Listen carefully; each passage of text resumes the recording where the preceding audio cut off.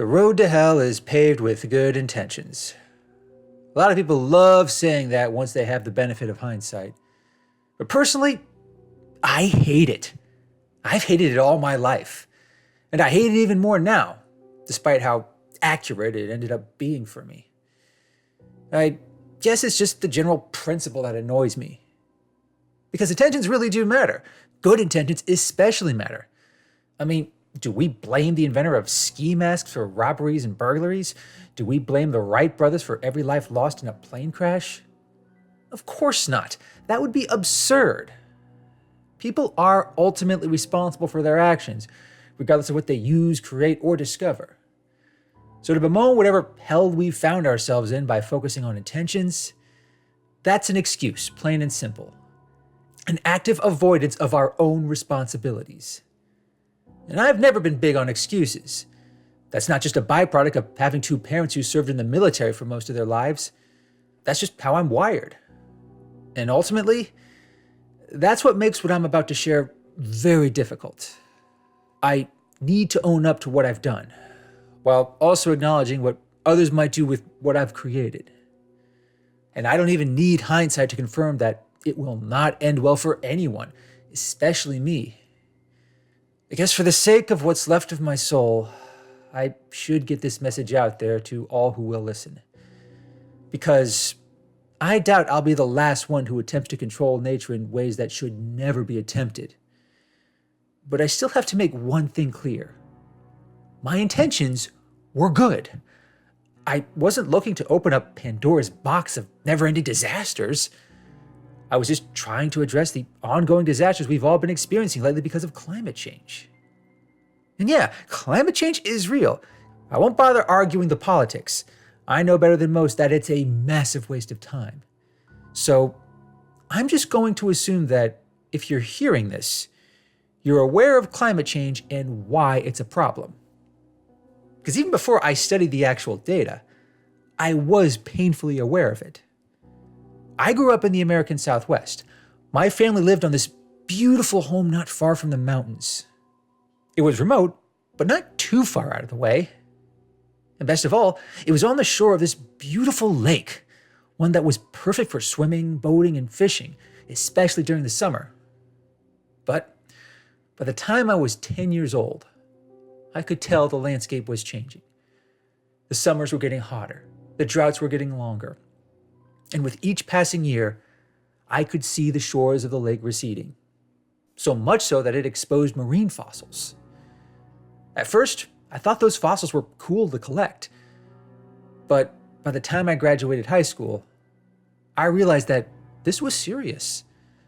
That lake was going to be gone within the next 15 years. My family's property was already losing value rapidly. My dad, who desperately tried to cultivate the land, was nearly ruined because of all the droughts. Something similar happened to a lot of our neighbors. Half of them even ended up homeless for a while. Now, what I just described isn't unique. Not to my hometown, and not to a lot of places on this planet. Yes, the climate is always changing, but when it changes rapidly and brings extreme weather events like droughts, heat waves, and major storms, it can ruin people, places, animals, and everything in between. Even if you don't believe in man-made climate change, and you should, just open any history textbook. Droughts, floods, and erratic weather have derailed entire civilizations. Even with the aid of modern technology and infrastructure, we are not immune to changing climate. And if we fail to adapt, we could lose a lot more than our childhood homes. That's what motivated me to become a climate scientist, at least initially. After seeing what a historic drought did to my family's home, I wanted to understand it. I wanted to learn how it happened, why it happened, and, if anything, what could be done about it. It's really that last part that came back to bite me. But I promise, getting to that point began with good intentions. I think I came into climate science at just the right time. Sure, the politics surrounding it were still heated, but climate change denial had become such an absurd sideshow that no serious researcher wasted their time with it. Let the talking heads on the news and those with halfway decent debate skills handle that. But people like me, We just focused on the data, the processes, and the implications. And for the first 10 years of my career, I was perfectly fine with that. What started in college as a curiosity became a lifelong passion. I didn't just want to study the climate and how it ultimately destroyed my family home. I wanted to use that knowledge in a meaningful way. Because if we know ahead of time how climate change is going to affect certain areas, then we'll be in a position to do something about it. But therein lies the most frustrating hurdle when it comes to studying climate. Even if you know, beyond any scientific doubt, what will happen in a given area, there's really not a lot you can do about it. Say you studied wind, tidal, and solar data going back 40 years, and you concluded that everyone living along a specific area of a certain river was going to be displaced in less than 5 years. The only real recourse in that situation is to tell the people about it and urge them to move. And that's it. That's literally all anyone in my position can ever do. Not everyone living in that area is going to believe you, but you could end up convincing everyone, and it still wouldn't always make a difference. If the local authorities are corrupt, inept, or just don't give a damn, then those people and their homes are effectively doomed. The climate does not give a damn if people suffer when rivers flood or rain falls or the landscape shifts. And the weather doesn't give a damn when it unleashes a once-in-a-century storm on some populated area not equipped to deal with it. Nature is, at its core, utterly indifferent to the human race. Or that's what most people assumed. It's what I and every other climate scientist assumed as well. I mean, we had no reason to believe otherwise. Then someone had to come along and give us a reason. Someone with such good intentions who just, I'm sorry, I'm getting ahead of myself. If I'm really going to share this part of my story, I need to avoid making excuses. Because that example I just gave about people living along a certain segment of a river, that wasn't a hypothetical. That actually happened. Changes in rainfall hundreds of miles to the east caused a massive shift in a river delta. And despite warning everyone who lived in that area multiple times, the area still flooded, and a lot of people died. Too many people. Even though these people were half a world away and I'd never met any of them, it still bothered me. I actually had nightmares for a while. I would feel the ground under me give way, hear the screams of children, and run in vain while a wall of water rushed towards me. Except I had the luxury of waking up. Those people living near the river, they didn't. And despite time, social support, and even a little therapy, it still bothered me. That's when I decided to start a little side project off the clock. In the research facility I worked at, which happened to house some of the most advanced computers modeling the best climate data we had, I started doing some experiments. They were minor at first. I would use some of our best models and tweak a few variables. I would then model what would have happened if certain storms hadn't been so severe, or if certain wind patterns had just been a little bit different. I'm not talking about some extreme scenario here. I just wanted to see what would happen if we could somehow do more than just wait until the climate does what it was always going to do. At first, the scenarios I modeled didn't change much. I also got into trouble a couple of times for using this advanced equipment in ways that I was not authorized to use. I almost got fired on multiple occasions, and if I had, help, I probably wouldn't be here right now. But I just had to keep at it. I had to keep running more scenarios. And finally, it happened. I found one particular model that, with a few subtle tweaks to certain weather patterns, it would have spared those people living along the river. Now granted, subtle in the context of climate is a bit of a misnomer. Something so big, complex, and powerful tends to skew that concept by default. But that really didn't matter to me at the time. What I had before me with this model was vindication. And after running some simulations a few more times, I was convinced. Lives would have been saved, land could have been preserved, if we could just somehow find a way to control the weather or just guide it in a certain way. Then that would change the world in the most literal way possible. Just imagine the possibilities. Having a way to make hurricanes weaker, diverting storm clouds so that they don't hit vulnerable areas, or even guiding storms to regions plagued by drought. It was just too enticing for someone like me to ignore. I kept thinking about how it could have saved my family home and all those people who perished at the river. And yeah, it was an enticing thought, but that's usually all it is for most people. I mean, the idea of actually controlling weather in any way is usually restricted to superheroes, magic, and mythology. But me being a scientist, I approached it from a different angle. And that led me to connect with some people that I was probably better off not knowing. It started when I began looking into things like cloud seeding. I suspect most people have heard of that. The idea is to help clouds grow and induce more rain or snowfall.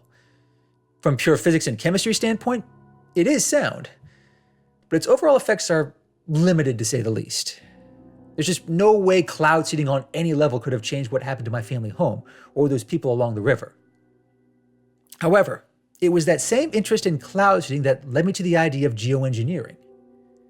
And that's how I met this rather eccentric couple. I prefer not to share their names. I'd rather people not look into their work for reasons that will soon become painfully clear. So for now, let's just call them Ted and Jane. Jane worked in the field of climate science as well. She specialized largely in wind, cloud, and storm formation. And Ted was an engineer by trade. He also had connections that most people didn't.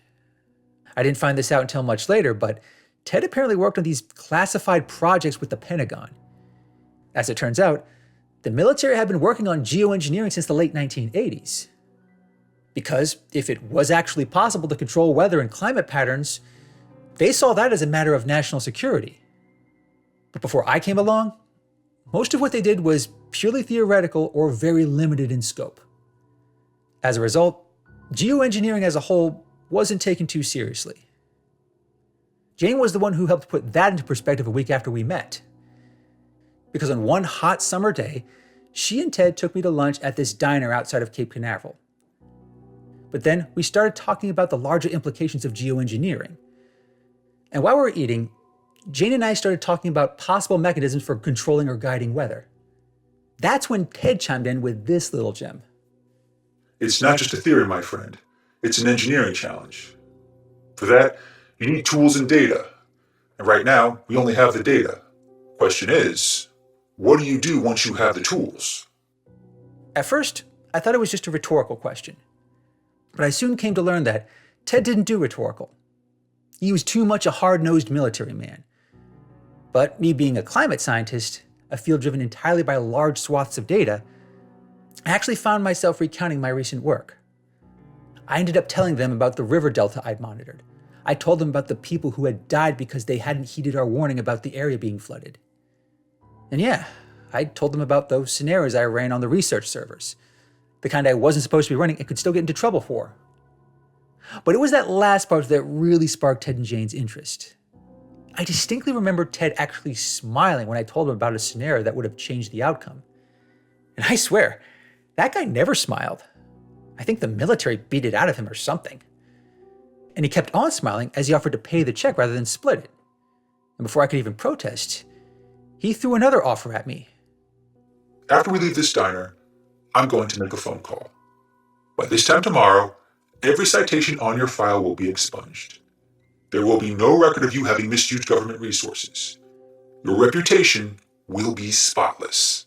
It'll have to be, because you're about to be reassigned to a very important project. After that, the smile disappeared from his face. I also noticed Jane looking at me with this intrigue. It was as though I'd said exactly what she'd hoped I'd say. I also suspect she got a lot of weird glares from others in her field.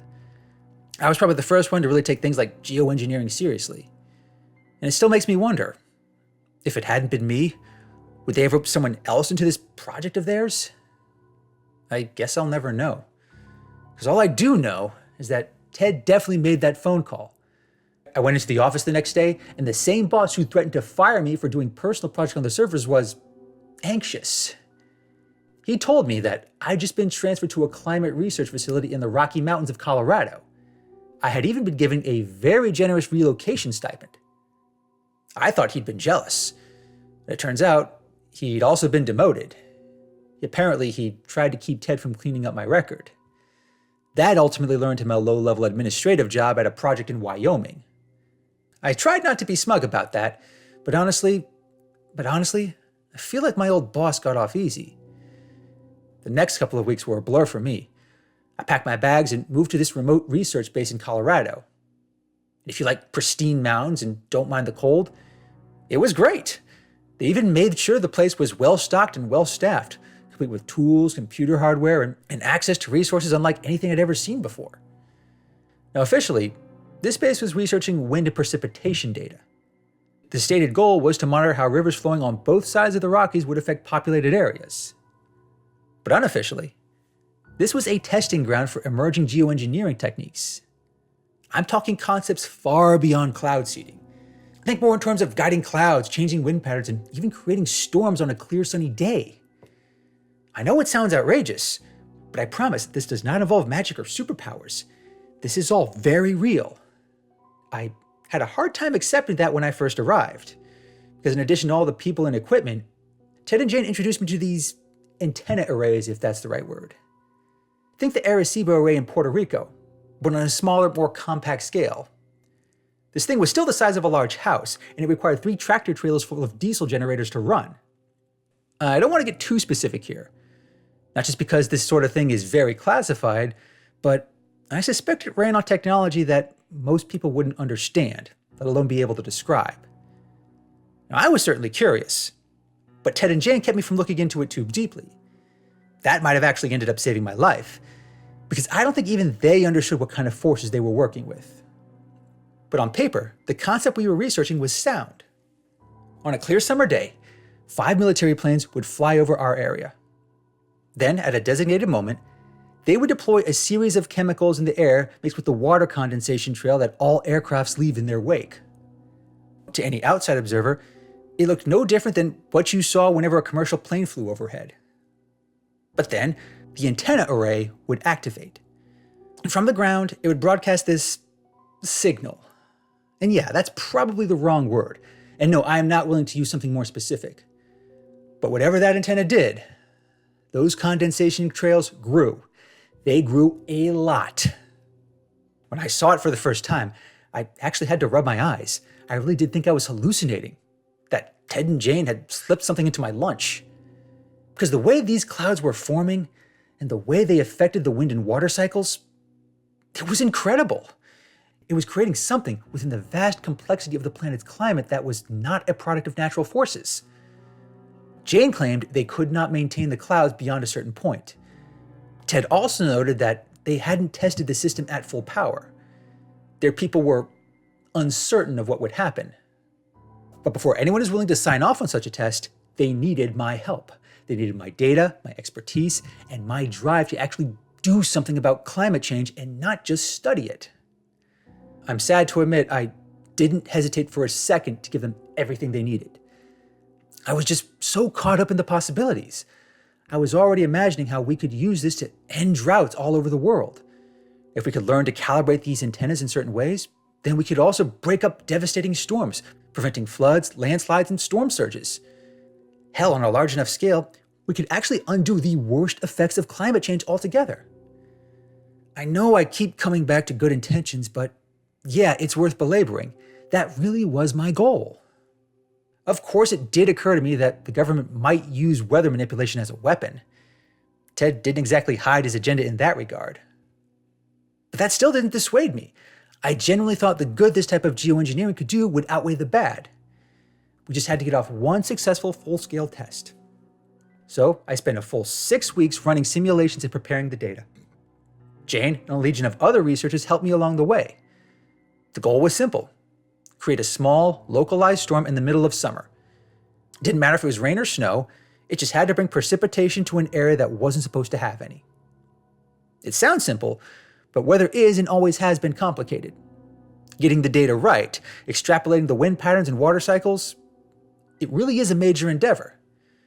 But thanks largely to my work and my obsessive dedication, we finally had what we needed. I called it a synthetic weather profile, the first of many I'd hoped. I even remember being so proud when I presented it to Ted and Jane. It marked only the second time I saw Ted smile. Congratulations. You might have just delivered mankind the key to controlling the weather. That ended up being the last time I ever saw Ted smile. It was the last time I smiled as well. Because when he loaded that data into the antennas, when he let me be the one to push the button that launched the program, we had no idea what we were about to unleash. It started like other tests. 5 military aircraft flew overhead. The water condensation trail followed in their wake. Then the antennas all pointed towards them. And like we'd seen many times before, the clouds grew. But this time, they did not dissipate. In less than an hour, they got so thick and dark, so much so you could tell that they were not natural. And as they grew, we started hearing thunder, something we'd heard before in other tests, but not like this. This thunder, it sounded different. I distinctly remember the wind picking up. I also remember the air getting a lot colder, even by Rocky Mountain standards. Then we felt the first drops of rain, something we hadn't achieved with any other test. At first, everyone was elated. Some cheered loudly. Some even started dancing as the rain fell more steadily. I was too focused on monitoring the incoming data, but Ted and Jane were already patting me on the back. We're really doing it. We're actually controlling the weather. I was finally about to let myself get excited. Then, a different kind of data started coming in. The kind that no climate scientist, no meteorologist, and no human of any kind has ever received. Because the nature of the storm was changing. Actually, I think it'd be more accurate to say it was evolving into something beyond nature. The thunder started getting louder, so much so that it started shattering windows. The lightning also got brighter. It also had this distinct reddish color, the kind you don't typically see in a normal storm cloud. Finally, this intense gust of wind swept over the area. It was so intense that it knocked people off their feet. Ted began urging everyone to seek shelter. That's when the wind let out this deep, intense howl. And I swear, from within it, I heard a voice.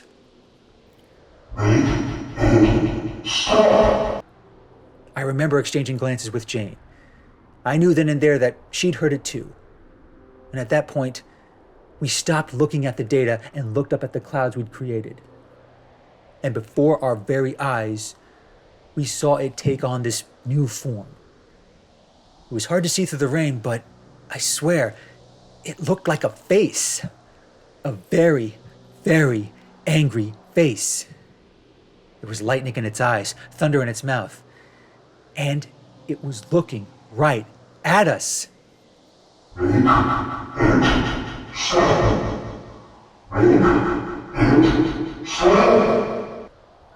The rain, the wind, the lightning, it had taken on such a strange new form.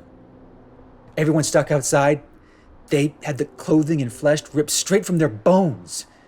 And for those inside, well, if the glass and falling debris didn't get them, the air getting sucked out of their lungs sure did. It was like suddenly being at the top of Mount Everest. And aside from the wind, the only other thing I could hear was Ted's voice, urging us to shut it off. I don't remember exactly when he got swept away. I only remember Jane going after him and disappearing into the chaos. I still don't know how I managed to cut the power lines. All I can remember is that face, that giant, angry face in the clouds, getting closer and closer and closer, howling at me with the winds of 1,000 tornadoes, demanding that I make it stop, demanding that I make it all stop. I think I ended up chopping the power cables with a fire axe. A few other colleagues helped. A number of them ended up dying from electrical shocks. But once the power was finally cut from the antennas, that seemed to do it. The face in the clouds started receding. The rain still kept falling and the wind still kept blowing. But whatever we had created, or unleashed as it were, it was gone now. I'll spare everyone the messy aftermath. The official story is that a freak storm triggered a landslide near our research facility. It resulted in many tragic deaths, including Ted and Jane. And those who survived, including me, got visits from some very scary-looking government types. I don't know how long they kept me contained in some unnamed military facility. But I refused to tell them the whole story. Believe me, that was not easy. But I knew if I did, I knew if I told them about the experiment, I know they'd still try to replicate what we did. They would eventually reawaken whatever it was. To this day, I still don't know what it is. Was it some sort of creature that emerged from within the clouds we'd created? Was it the spirit of the earth itself warning us not to tamper with the climate? Or was it something else entirely that I'm not smart enough or sane enough to understand? I still don't know. And I don't want to know anymore. And all I know is this. Humanity can tap into many remarkable forces of nature. But the weather, this planet's climate, we cannot and should not ever try to control it.